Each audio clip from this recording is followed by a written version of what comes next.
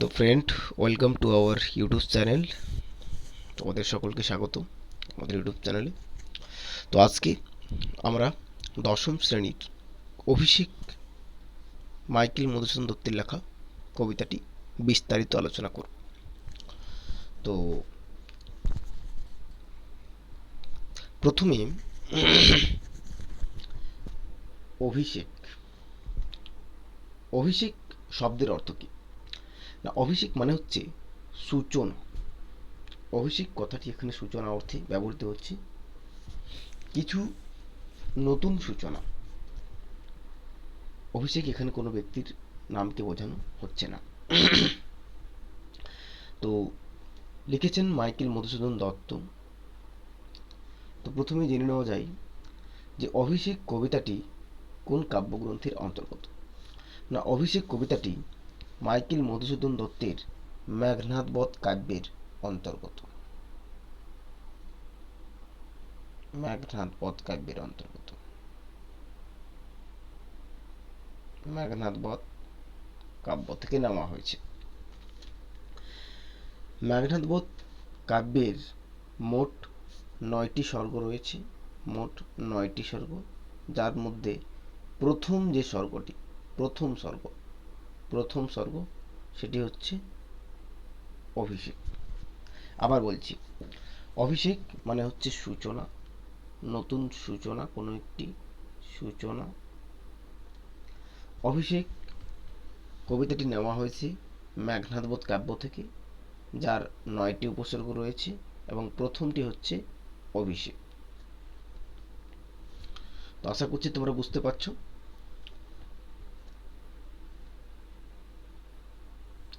তো ভিডিওটি শুরু করার আগে আবারও বলছি যে যদি আমাদের চ্যানেলে নতুন হয়ে থাকো তাহলে চ্যানেলটিকে অবশ্যই সাবস্ক্রাইব করে নাও এবং এই পাশে যে বেল আইকন রয়েছে এটিকে ক্লিক করে নাও। তার কারণ যদি আমরা যে ভিডিওটি আপলোড করব তোমাদের কাছে তাড়াতাড়ি পৌঁছে যায়। তো চলো শুরু করা যাক। দেখো, অভিষেক কবিতাটি পাঠ করার পূর্বে যেখান থেকে কবিতাটি শুরু হচ্ছে তার পূর্বের অংশটি আমরা একটু জেনে নিই তাহলে অনেকটা আমাদের সুবিধা হবে। দেখো, তো উৎস, কবিতাটির উৎস কোথা থেকে। দেখো, দশানন রাবণ স্বর্ণলঙ্কায় বসে আছেন। সেই সময় লঙ্কার যিনি ভগ্নদূত, সেই ভগ্নদূত রাবণের কাছে বার্তা পৌঁছে দিচ্ছেন। বার্তাটি কি?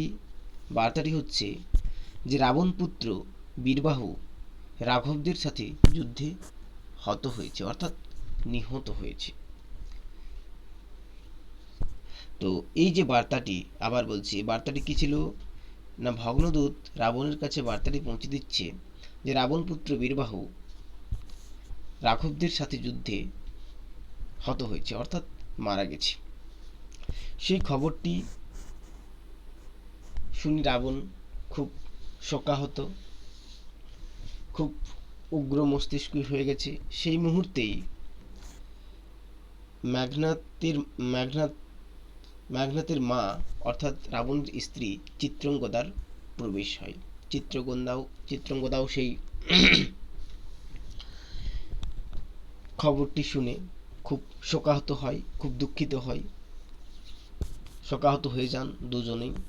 এবং রাবণ উগ্র হয়ে বলেন যে প্রতিশোধ নিয়ে বাড়ি ফিরব। এবং তিনি কি সেই প্রতিশোধ নেওয়ার জন্য তিনি বেরিয়ে যান। তো প্রতিশোধ নেওয়ার জন্য যখন বেরিয়ে যান, অনেক রণবদ্ধ বেজে উঠল, সাজসজ্জায় শুরু হচ্ছে। সেই মুহূর্তে দশানন রাবণ, যিনি স্বর্ণলঙ্কার অধিপতি, উনি যখন যুদ্ধ করতে যাচ্ছেন তখন সমুদ্রের যে জল উথল পাথাল করছে, প্রলয় আসছে এমন মনে হচ্ছে। তো সমুদ্রের যিনি দেবতা বরুণ বুঝতে পারেন যে কিছু অসুবিধা হয়েছে, বিষয়টিকে খোঁজ খবর নেওয়ার জন্য তিনি ওনার স্ত্রী বরুণীকে বলেন, বরুণীর সখী দেবী হচ্ছে রমা বা মা লক্ষ্মী, মা লক্ষ্মীকে পাঠান কোথায় না স্বর্ণলঙ্কায়। মা লক্ষ্মী স্বর্ণলঙ্কায় এলেন, এসে নিয়ে দেখছেন সেখানে বীরশূন্য অবস্থা, এখানে মেঘনাদ নেই। তিনি জানতে পারেন যে মেঘনাদ প্রমোদ উদ্যানে রয়েছেন। তখন তিনি সেই প্রমোদ উদ্যানে চলে যান মেঘনাদের কাছে। মেঘনাদের ধাত্রীমাতা প্রবাসী রাক্ষসীর রূপে। আবার বলছি যে যখন মা লক্ষ্মী লঙ্কায় এলেন, লঙ্কায় এলো, আসার পর দেখলেন সেখানে বিচ্ছিন্ন অবস্থা। তখন দেবী প্রমোদ উদ্যানে যান মেঘনাদের কাছে, মেঘনাদের ধাত্রীমাতা প্রবাসী রাক্ষসীর রূপে। এই ছিল অভিষেক কবিতার পূর্বের ঘটনা। এবং তিনি যখন মেঘনাদের কাছে যাচ্ছেন, মেঘনাদের সাথে আলাপ আলোচনা শুরু হচ্ছে, সেখান থেকে আমাদের এই অভিষেক কবিতাটি শুরু। তো চলো শুরু করি। তো আশা করছি তোমরা একটু ভালো করে শোনো, এবং যদি তোমাদের সাথে বইটি থাকে তোমরা বার করে নিতে পারো, তোমাদের সুবিধা হবে। দেখো,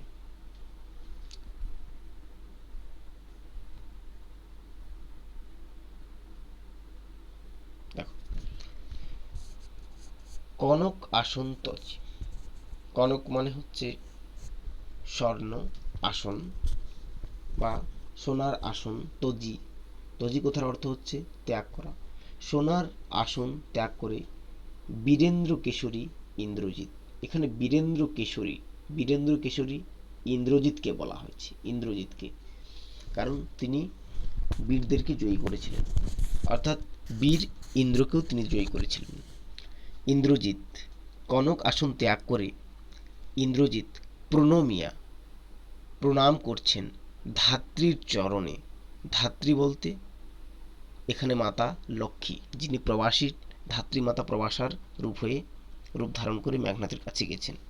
কহিলা এবং বলছেন, কি হেতু মাত, কি কারণে, হেতু মানে কারণে, হেতু মানে কারণে, কি হেতু মাত, কি কারণে মাতা, গতি তব আজি এ ভুবনে, কি কারণে মা তুমি আজকে এই ভুবনে এলে।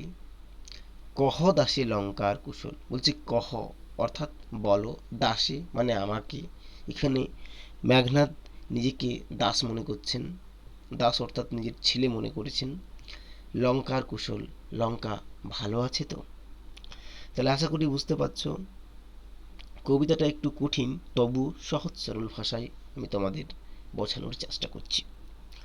কনক আসন তজি, সোনার আসন ত্যাগ করে ইন্দ্রজিৎ প্রণাম করলেন মাতা লক্ষ্মীকে এবং বলছেন যে কি কারণে মা তুমি আজকে এই ভুবনে এলে, বলো লঙ্কার সবাই ভালো আছে তো?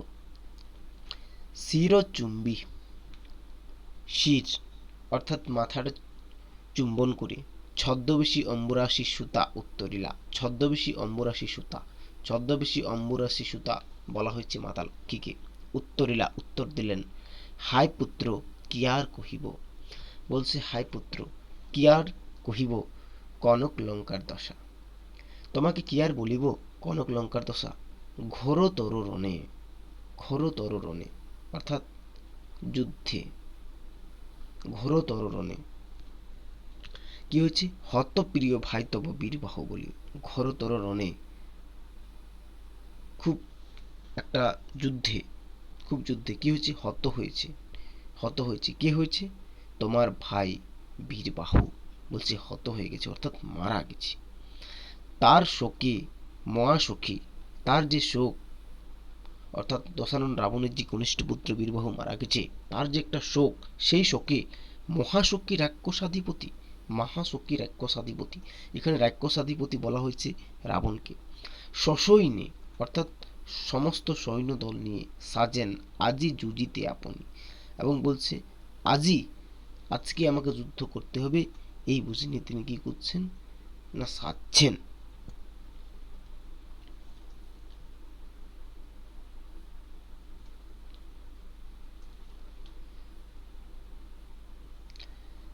জিজ্ঞাসিলা মহাবায়ু বিস্ময় মানিয়া। তখন জিজ্ঞাসিলা মানে জিজ্ঞাসা করছেন মহাবায়ু ইন্দ্রজিৎ বিস্ময় মানিয়া, বিস্ময় হয়ে কি কহিলা ভগবতী, কি কহিলা মানে কি বলিলেন ভগবতী। এখানে ধাত্রীমাতা প্রবাসীর রূপে মা লক্ষ্মীকে বলছেন, কে বধিল, কে বিঁধল, কে মারল প্রিয়ানুজে, আমার অনুজ, প্রিয়ানুজ মানে প্রিয় অনুজ অর্থাৎ আমার কনিষ্ঠ ভ্রাতা বীরবাহুকে নিসারণে, নিসারণে মানে হচ্ছে যে রাত্রি, রাত্রির যে যুদ্ধে, সিংহারণে সংহারিনু আমি, নিসারণে বলছে আমি যুদ্ধেতে, সংহারিণী আমি রঘুবরে, আমি বলছি যে রঘুবরকে মারলাম, সেই সেই নিসারণে খণ্ড খণ্ড করিয়া কাটিনু বরিশি প্রচণ্ড শৈর স্বর বৈরী দলে, এবং বলছে ছোট্ট ছোট্ট করে নিয়ে আমি প্রচণ্ড যে স্বর, স্বর মানে মাথাকে করে দিলাম। তবে এ বার্তা এক অদ্ভুত বার্তা, তবে বলছে মা তুমি যে বার্তাটি আমাকে দিলে এ একটা অদ্ভুত বার্তা। জননী কোথায় পাইলে তুমি শীঘ্র কহদাসে, জননী মাতা লক্ষ্মীকে বলছেন, ওই ধাত্রীমাতা প্রবাসার রূপে গেছেন, জননী কোথায় পাইলে তুমি, তুমি কোথায় পেলে শীঘ্র কহদাসে, তোমার দাসকে তুমি শীঘ্র বলো।